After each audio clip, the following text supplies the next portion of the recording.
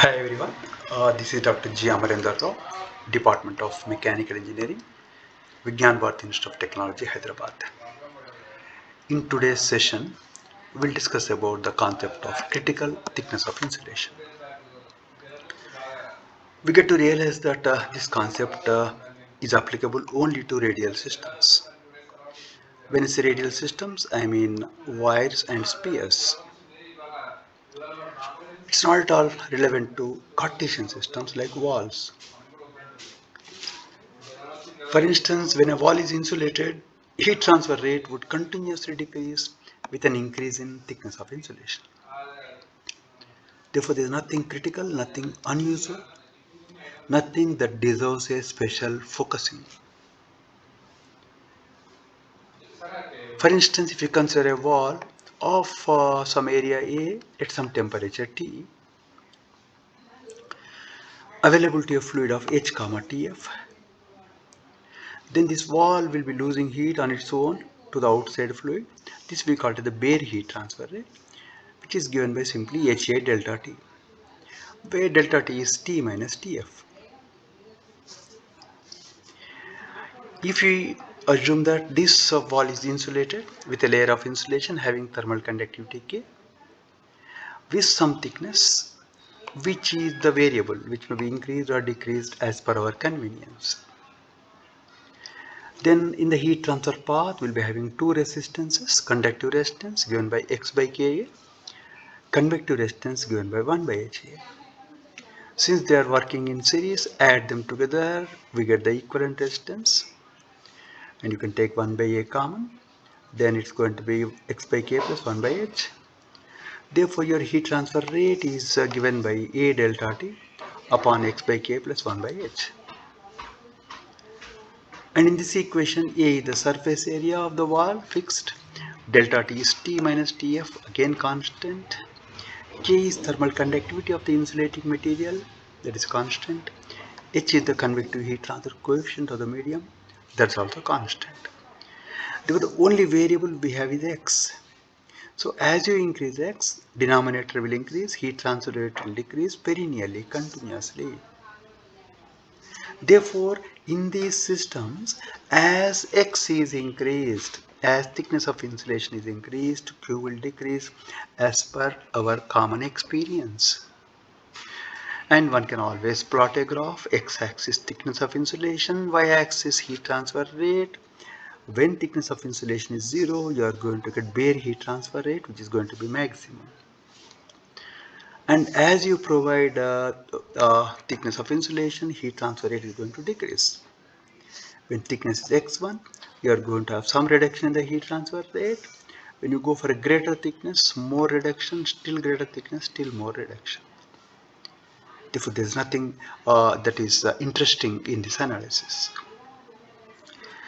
On the other hand, when a radial system is considered, like a wire or a sphere, to begin with, we consider a wire. It is observed that for any type of insulating material in any medium, the heat transfer rate would first increase up to a particular thickness of insulation known as the critical thickness of insulation. Beyond this, further addition of insulation would result in the decrease in heat transfer rate. Which means that if you consider a bare wire of some radius R0, some length L normal to the board at some temperature, availability of fluid of H comma Tf, then the bare heat transfer rate is H into 2 pi R0 L into delta T, which can be written as 2 pi L delta T by 1 by H R0. And if you insulate this wire with a layer of insulation made up of a material of thermal conductivity K, then the heat transfer rate is given by delta T by conductive resistance log R by R0 by 2 pi KL plus convective resistance 1 by H 2 pi RL. One can take 2 pi L common, it can be taken to the numerator times delta T by log R by R0 by K plus 1 by HR, which is very much elaborated in the electrical analogy. In the heat transfer path, you got a couple of resistances, conductive resistance and convective resistance. Conductive resistance is log R by R naught by 2 pi KL as per the basics. Convective resistance is 1 by H times the area available to the fluid, that is 2 pi RL. And R equivalent is the combination of them, that's what exactly we have done over here. And in this equation you can see that L is length of the wire fixed, delta T the temperature difference fixed, R naught is the radius of the wire fixed, K is the thermal conductivity of the material, that is constant, H is the heat transfer coefficient of the medium, that's also constant. So in this equation Q is a function of R alone, where R is R naught plus thickness of insulation which we are trying to vary. And this R is appearing in the numerator as a logarithmic function in conduction term, and this R is appearing in the denominator in convection term naturally. So as we increase thickness of insulation, as we increase R, the conduction term is increasing logarithmically and the convection term is decreasing naturally.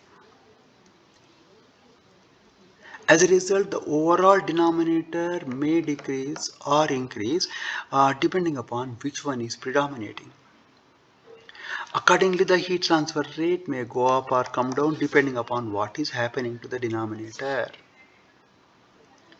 It is observed that for any type of insulating material, maybe a foam type, maybe a fiber type,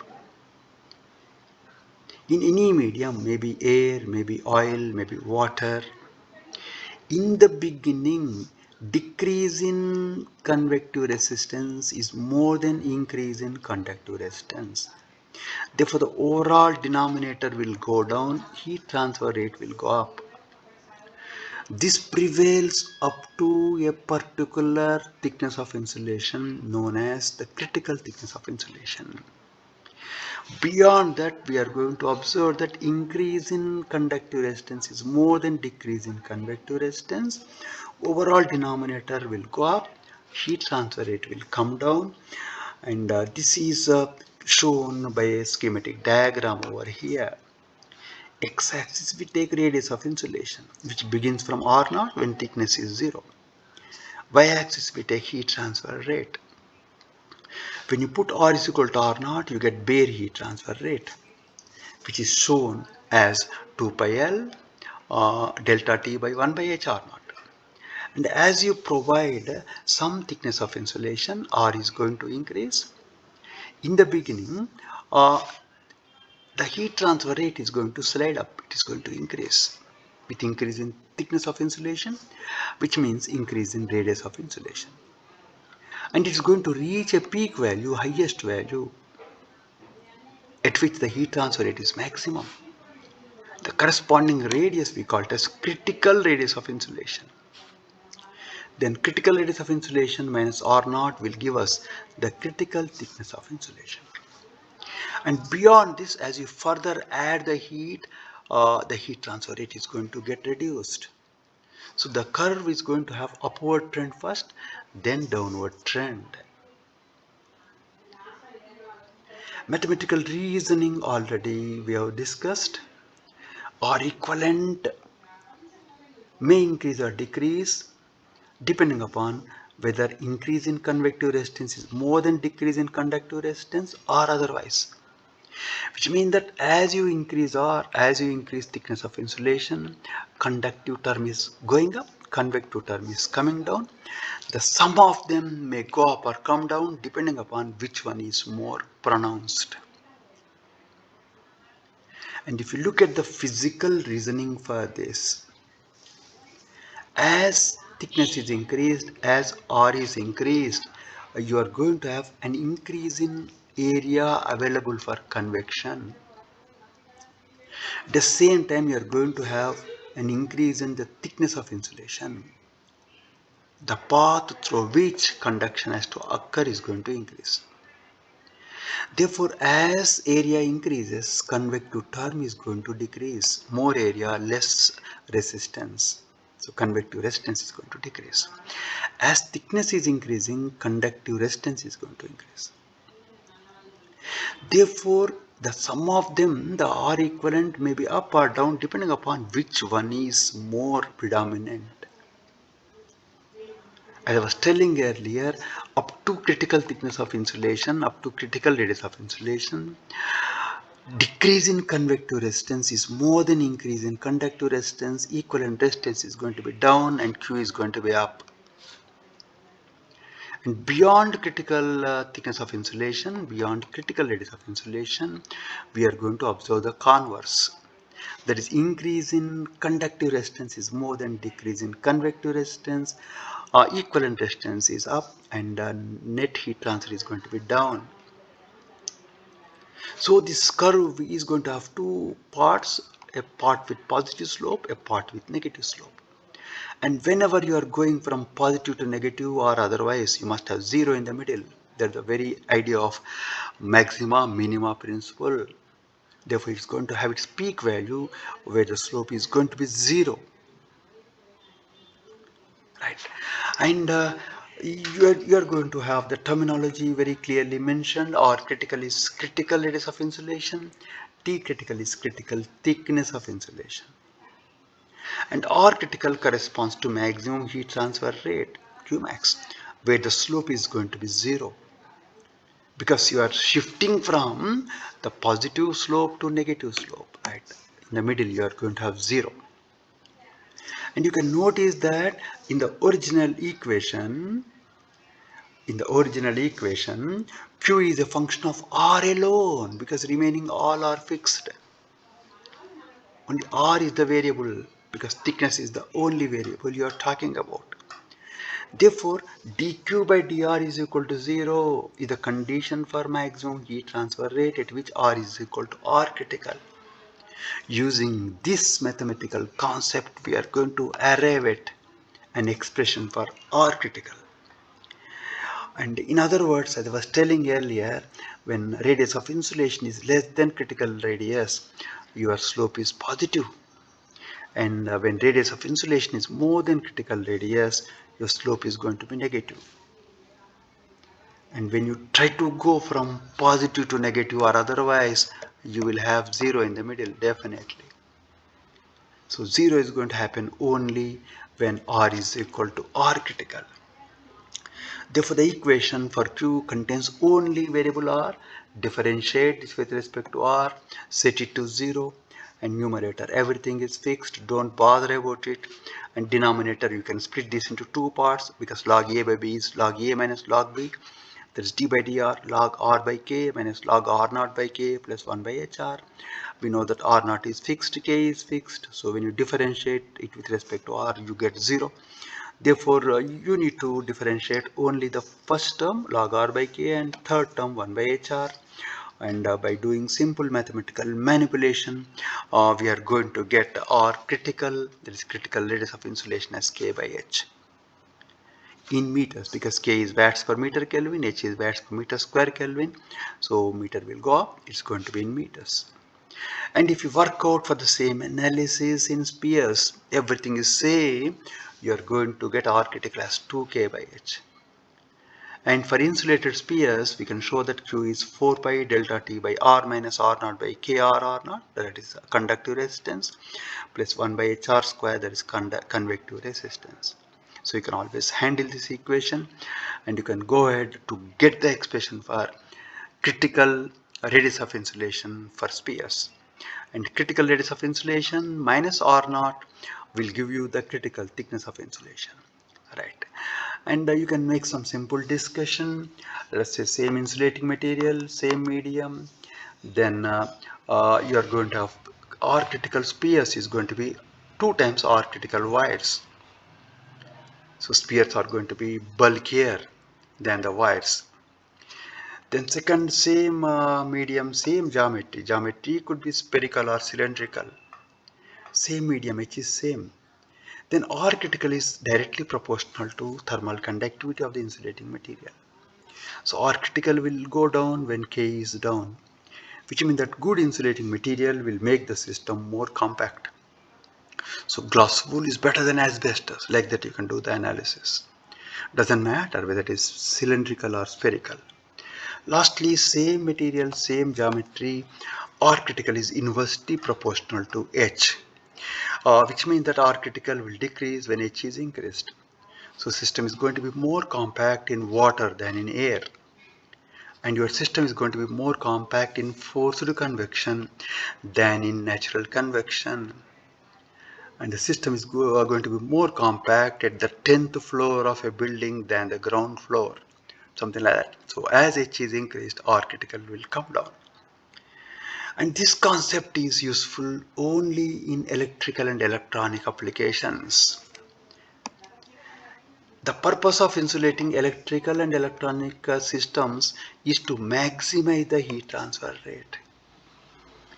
On the other hand, the purpose of insulating mechanical systems is to minimize the heat transfer rate, minimize the heat losses. In electrical and electronic systems, heat is generated due to the flow of current at a rate of I square R. This phenomenon is known as Joule heating.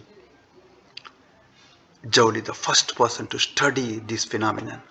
Hence it is named after this great person.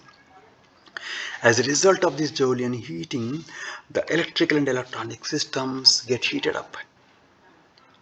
And heated systems, hot systems cannot work properly. As a result, this heating would hamper the reliability and accuracy of the measuring instruments or systems.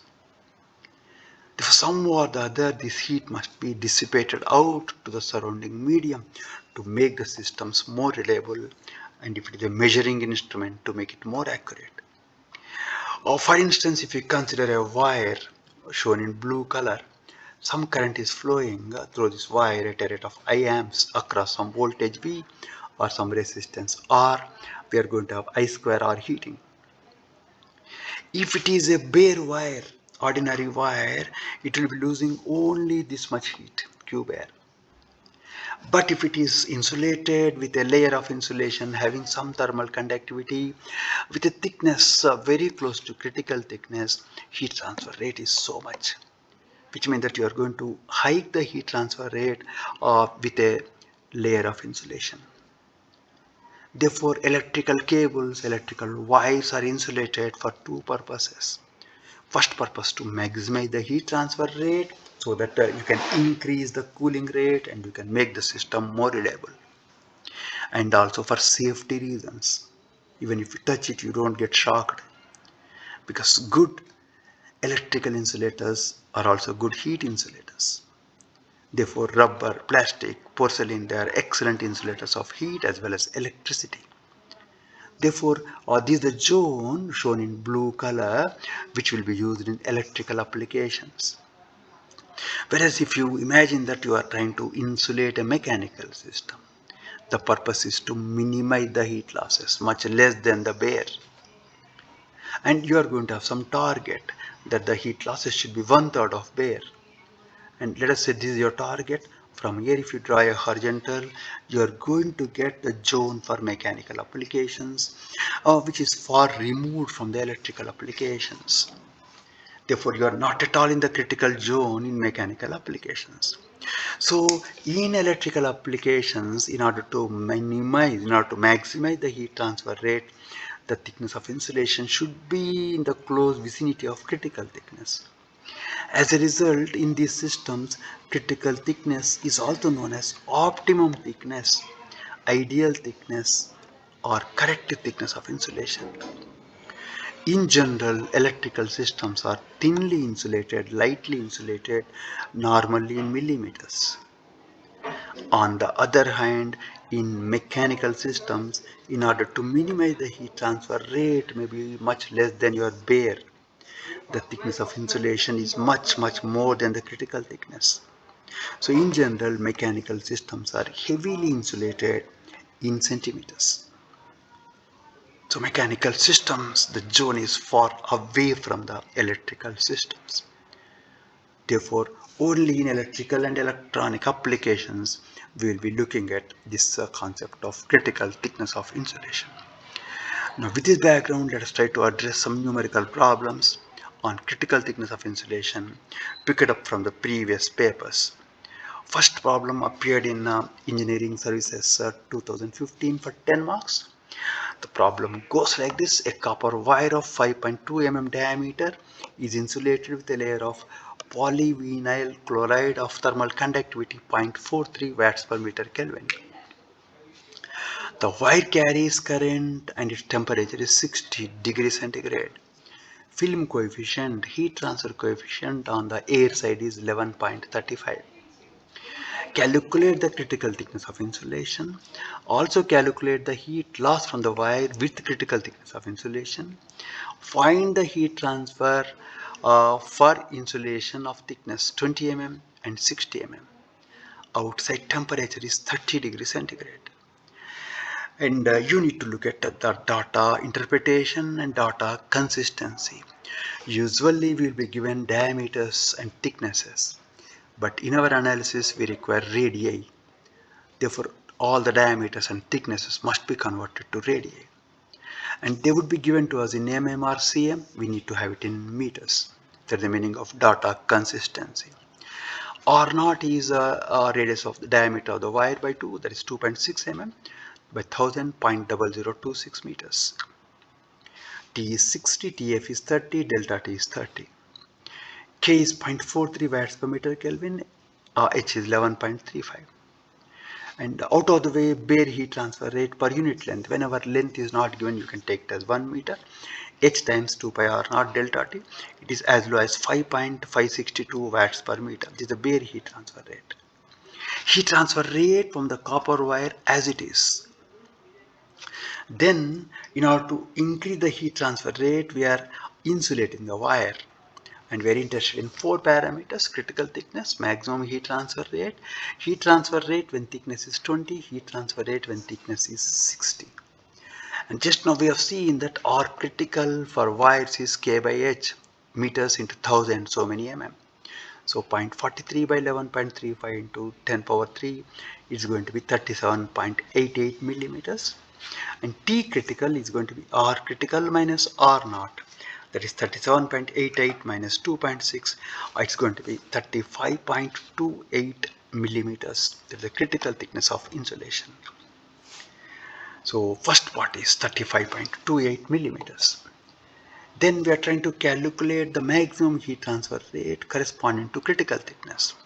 So Q by L is given by 2 pi L delta T, because L is taken as 1 meter, upon conductive resistance log R by R naught by K plus 1 by HR.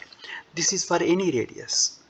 And since you want to get maximum heat transfer rate, this R should be R critical. So Q will be Q max and R is R critical. Just now we have demonstrated. So Q max by L is 2 pi delta T by log R critical by R naught by K plus 1 by H R critical. And R critical is available to us. Whatever is there in mm, you have to have it in meters. And if you substitute for all that, you are going to get as 22.03 watts per meter. This is the maximum heat transfer rate from the insulated wire. You can see 22.03, and you can see your bare is 5.562. So it has gone up almost by 5 times just by providing a layer of insulation. So the cooling of the electrical cable is enhanced as many as 5 times. That can be demonstrated by this simple problem. Now you want to get a heat transfer rate from the same wire when thickness of insulation is 20 mm less than critical thickness, when thickness of insulation is 60 mm more than critical thickness, which means that first calculation is towards the left of the peak, second calculation is toward the right. So what we do is that we calculate heat transfer rate for the given thicknesses. Thickness is 20 mm, and R naught plus 20 mm will give you the radius 22.6 mm by 1000, 0.0226.